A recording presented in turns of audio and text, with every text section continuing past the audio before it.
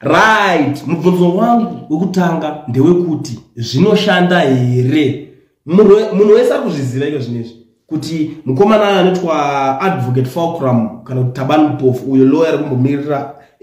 anachamisa pa 2018 richizonotaura taura chirungu mukoti pipe akabuda akataura kuti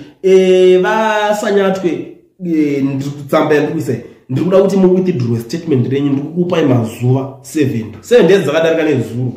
Now takuda kuona manje kuti zvinoshanda here zvakaita sabhozi akati tikabva tazoendesana mumakoti because munhu wese akanga atoita hope ada kuona right general matauro zvakadini bozi mukuru wamatauriro akazvita akakanganisa aungati ndichatumira masoja kuti amanikidza vanhu kuvhota hakuna zvakadaro masoja mapeacemakers vatobvunza aiwa tomatungamirira